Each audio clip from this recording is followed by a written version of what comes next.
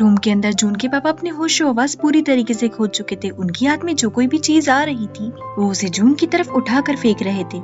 यही नहीं, वो जून को मारने के लिए वही ट्रॉफी उठाते हैं जिससे उन्होंने जून को बचपन में मारा था। पर कोइंसिडेंटली तभी वहाँ पर जून का बड़ा भाई आ जाता है और जून से कहता है कि अब उसे कमरे से बाहर जाना चाहिए। जून भी अपने बड़े भाई की बात मानकर कमरे से बाहर निकल जाता है। जून के बाहर जाते ही डैड जून के बड़े भाई से कहते हैं कि जैसी चीजें उसे दिख रही है वैसा कुछ भी नहीं है। डैड की ये बात सुनते से ही जून का बड़ा भाई उनकी कॉलर पकड़ लेता है और उनसे कहता है, तो आप मेरी पीठ पीछे भी जून को मार रहे थे।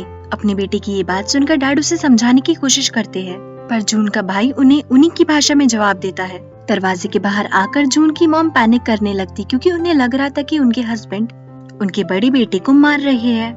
उनके बहुत कोशिश करने पर भी जब अंदर से कोई दरवाजा नहीं खोलता तो वो डर कर पुलिस को कॉल करती है और उनसे कहती है कि उनका बड़ा बेटा मुसीबत में है। अपनी मॉम को इस हालत में देखकर जून को शायद समझ आ रहा था कि क्यों उसकी मॉम अपनी बड़ी बेटी से इतना प्यार करती थी, क्योंकि जून की खातिर उसके बड़े भाई ने अपनी पूरी लाइफ सैक्रिफाइस कर दी थी। उसने हमेशा अपने डैड को खुश रखने की कोशिश की ताकि वो जून पर कोई बर्डन ना डाले। जून को ये बात भी सता रही थी कि अगर उसकी मॉम को प्यार ही करना था तो वो दोनों बेटों से करती। जून को हमेशा इतना मिसरेबल फील करवाने की क्या जरूरत थी।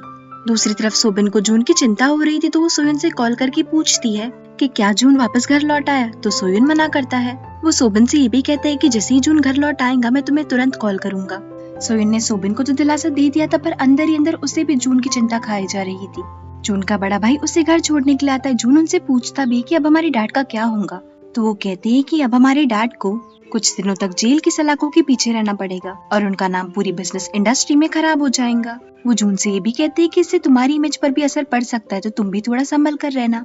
इतना कहने के बाद जून का बड़ा भाई उससे माफी भी मांगता है उसे अच्छे से प्रोटेक्ट ना करने के लिए। जून इस बात पर स्माइल करता है और अपने बड़े भाई से कहता है कि अब उसे भी नॉर्मल इंसानों की तरह अपनी जिंदगी गुजारनी चाहिए और अब से वही करना चाहिए जो वो चाहता है।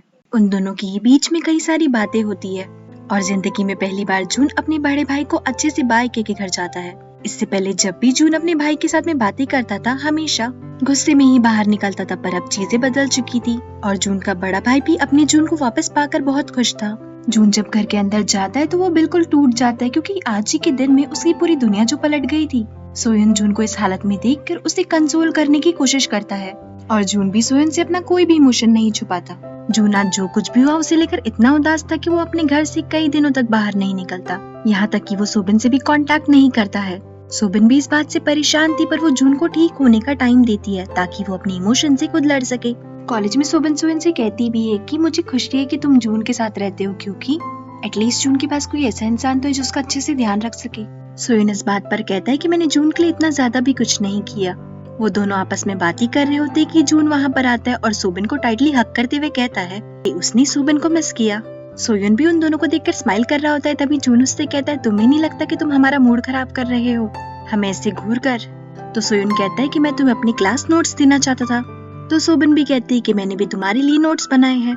साथ ही साथ सोबिन ये भी कहती है कि तुम जिसके भी नोट्स लोगे उससे तुम ज्यादा प्यार करते हो। सोबिन की ये बात सुनकर जून उन दोनों के नोट्स नहीं लेता, पर फिर भी वो दोनों जबरदस्ती जून को अपने नोट्स पकड़वा देते हैं। तभी सोबिन को प्रोफेसर यून का कॉल आता है और उसे वहाँ से जाना पड़ता है। जून और सोयन जब अकेले होते हैं तब सोयन जून से पूछता है कि उस दिन अपने घर से लौटने के बाद तुम इतना क्यों रो रहे थे। तो जून सोयन को बताता है कि मेरे घर पर सब कुछ ठीक हो गया था, पर फिर भी पता नहीं क्यों तुम्हें देखकर मेरी आंखों में अपने आप आंसू आ गए। शायद इसलिए क्योंकि इतने सालों तक मैं जो परेशानियां झेल रहा था उन सब की मेरी जिंदगी में एक अलग सी जगह बन गई थी, और जब वो सारी परेशानियां मुझे छोड़कर चली गई तो मुझे अपनी जिंदगी में एक अजीब सा खालीपन महसूस होने लगा। ये सारी बातें सुनकर सोयन कहता है कि अब तो तुम्हें ठीक लग रहा होगा ना अपने दिल का बोझ हल्का करके। तो जून हाँ में जवाब देते हुए कहता है कि मैंने भी तुम्हें रोते हुए देखा है। जून की ये बात सुनकर सोयन बहुत सरप्राइज हो जाता है और जून से कहता है कि मैं तो कभी रोता ही नहीं हूँ, तो तुमने मुझे रोते हुए कब देखा? तो जून अपनी बातों को बदलते हुए कहता है कि मैंने तुम्हें कई बार अंदर से रोते हुए देखा है। जून की इस बात पर सोयन भी अग्री करता है। हम सब जानते हैं कि जून की कही हुई बात सच है और सोयन अक्सर अकेले में रोया करता है ताकि लोगों के सामने उसका ये इमोशन ना आ पाए। दूसरी तरफ कॉलेज में वो बदमाश सीनियर भी वापस आ गया था और उसे अपने किए पर पछतावा था। इसी पछतावे के चलते वो सोबिन से पूरी क्लास के सामने अपने घुटनों पर बैठकर माफी मांगता है। सोबिन भी उसे माफ कर देती है और दूर खड़े होकर जून भी ये नजारा देख रहा था। जून जानता था कि सीनियर को अपनी गलती पर सच में पछतावा है, तभी तो वो सोबिन से गिड़गिड़ाते हुए माफी मांग रहा है। क्लास में प्रोफेसर फिर से सभी को एक प्रोजेक्ट देते हैं और इस बार भी ग्रुप वही होगा जो कि पिछली बार था। मतलब कि सारे बदमाश सीनियर्स जून, सोबिन और सोयुन एक ही टीम में होंगे। साथ ही साथ प्रोफेसर बच्चों को एक एक्टिविटी भी देते हैं जिसमें सभी ग्रुप मेंबर्स को आपस में मिलकर सीक्रेट सांता वाला गेम खेलना होगा ताकि उन लोगों की बॉन्डिंग और भी ज्यादा अच्छी हो। क्लास के बाद सभी टीम मेंबर्स लंच के लिए जाते हैं और वहीं पर चिट्स के जरिए डिसाइड करते हैं कि किसका सीक्रेट सांता कौन होगा। बाकी सबका तो पता नहीं, पर सोयुन की हरकतों से ये जरूर जाहिर हो जाता है कि सोयुन ही जून का सांता है। अगले दिन सोयुन हर वो चीज करता है जिससे जून को अपना काम करने में और भी ज्यादा आसानी हो, पर जून को सोयुन की हेल्प कोई टॉर्चर से कम नहीं लग रही थी। सोयुन की इन हरकतों से जून भी जान चुका था कि वही उसका सीक्रेट सांता है, पर फिर भी उसके सामने अनजान होने का दिखावा करता है और बेचारे सोयुन से अपने छोटे मोटे काम करवाता है। योंग सोयुन को जलाने की कोशिश करती है ये कहकर कि वो किसी लड़के के साथ ब्लाइंड डेट पर जा रही है, पर सोयुन पर इस बात का कोई असर ही नहीं पड़ता और योंग को इस बात से बहुत गुस्सा आ रहा था। तो योंग गुस्से में सोयुन के सामने से चली जाती है और रास्ते में चानकी से मिलती है और वो दोनों आपस में मिलकर अपना अधूरा प्यार डिस्कस करते हैं।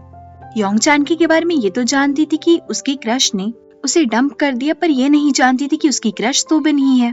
चानकी और योंग आपस में मिलकर ये प्लान बनाते कि वो लोग एक दूसरे की मदद से अपने अपने क्रश को जेलस फील करवाएंगे। दूसरी तरफ इंटरनेट पर बस यही खबर फैली हुई थी कि जून के डैड ने किस तरीके से अपनी फैमिली को इतने सालों तक टॉर्चर किया। इसी खबर के चलते जून के पापा को इतना नुकसान हुआ था कि उनकी कंपनी बंद होने की कगार पर आ गई थी। यही नहीं, उनकी कंपनी के सारे एम्प्लॉइज ने भी रिजाइन कर दिया था। जून के डैड जब घर पर आते हैं तो वो देखते हैं कि घर पर भी कोई नहीं था। इसी फ्रस्ट्रेशन में आकर जून के डैड बहुत ज्यादा ड्रिंक कर लेते हैं और अपना सारा गुस्सा निकालने के लिए जून के घर जाते हैं। जून जैसे ही अपने डैड को दरवाजे पर देखता है वो डर जाता है और जून के डैड जबरदस्ती उसके घर में आ जाते हैं और जून से पूछते हैं उसकी मॉम कहाँ है। जून जब अपने डैड को हिम्मत से जवाब देता है तो उसके डैड जून पर किए गए खर्चों को गिनाने लगते हैं और जून से ये भी कहते हैं कि तुम्हारे पास में जो कुछ भी है वो सब मेरा दिया हुआ है, तो मेरे सामने अपनी आवाज नीचे करके बात करो। अपने डैड की ये बात सुनकर जून उनसे कहता है कि अभी भी वक्त उनके हाथों से नहीं गया है, उन्हें सबसे माफी मांगना चाहिए ताकि उनकी फैमिली मिलकर अपनी जिंदगी की नई शुरुआत कर सके। पर जून के डैड की मोटी बुद्धि में ये बात कहाँ आने वाली थी। वो जून पर फिर से हाथ उठाने की कोशिश करते हैं, पर जून इस बार उनका हाथ रोक लेता है और उनसे कहता है कि मैं अब वो जून नहीं हूँ जो बचपन से आपके जुल्म सहते आ रहा है, और अगर आज के बाद आपने मेरी मॉम या बड़े भाई को हाथ लगाने की भी कोशिश की तो मामला पुलिस से भी बहुत ज्यादा आगे बढ़ जाएगा। जून की ये सारी बातें सुनकर उसके डैड उससे कहते हैं, ओह तो तुम भी अब मुझे नीचे गिराने की कोशिश कर रही हो। ये बात सुनते से ही जून चिल्लाने लगता है और अपने डैड से कहता है कि हमारी फैमिली में से कोई भी आपको नीचा दिखाने की कभी सोच भी नहीं सकता है। वो आप ही हो जो अपने आप को दूसरों से कम समझते हो और इसी बात का फ्रस्ट्रेशन आप खुद पर तो निकालती हो और साथ ही साथ अपनी फैमिली को भी परेशान करती हो। जून की इतनी सारी बातें सुनने के बाद भी उसके डैड के चेहरे पर एक शिकंज भी नहीं थी और वो गुस्से में ही जून के घर से चले जाते हैं।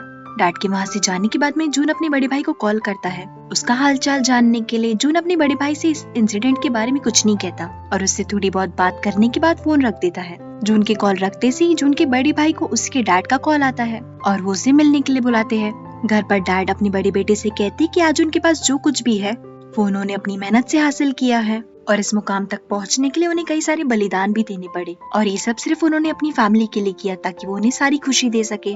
डैड ये भी कहते हैं कि वो चाहते हैं कि जून की मॉम वापस घर आ जाए क्योंकि वो उनसे बहुत प्यार करते हैं। जून का बड़ा भाई अपने डैड की कोई बात नहीं सुनता और उनसे कहता है कि वो इस फैमिली को डिजर्व नहीं करते और अब उन्हें अपने पापू की सजा अकेले ही भुगतनी होंगी। वो अपने डैड से ये भी कहते हैं कि बरसों पहले मैंने ये चीज आपको बोलनी चाहिए थी कि आपकी कोई फैमिली नहीं है, पर बदले में मैंने ये जून से कहा और उसे जिंदगी भर का दुख दे दिया। ये सारी बातें सुनकर डैड अपनी बड़ी बेटी को धमकाने लगते ये कहकर कि अगर सारा सच बाहर आए तो यूनिवर्सिटी में तुम्हारी रेपुटेशन भी बहुत खराब होंगी। पर उनका बेटा उनसे कहता है कि उसे इस चीज की बिल्कुल भी फिक्र नहीं है। हॉस्टल में सोबिन और योंग को मीजू की बहुत याद आ रही थी। आखिर मीजू कॉलेज और हॉस्टल दोनों छोड़कर जो चली गई थी। सोबिन और योंग मीजू को याद करते हुए ड्रिंक करते हैं। सोबिन एक बात नोटिस करती कि योंग परेशान है। वो योंग से इस बारे में पूछती भी है तो योंग उसे बताती है कि क्या ऐसा चमत्कार हो सकता है, मैं जिसे पसंद करती हूँ वो भी मुझे पसंद करने लगे। योंग की इन बातों पर सोबिन उसे समझाते हुए कहती है कि तुम्हें अपनी लाइफ में बस सही इंसान का इंतजार करना है और सही वक्त पर वो खुद ब खुद तुम्हारे सामने चल कर आएगा। सोबिन योंग को अपना और जून का रिलेशनशिप मिरेकल बताते हुए पूछती है कि सोयन तुम्हारे लिए क्या मायने रखता है। तो योंग कहती है जब से मैं सोयन से मिली हूँ तब से मेरी लाइफ सिर्फ उसी के इर्द गिर्द घूमती है।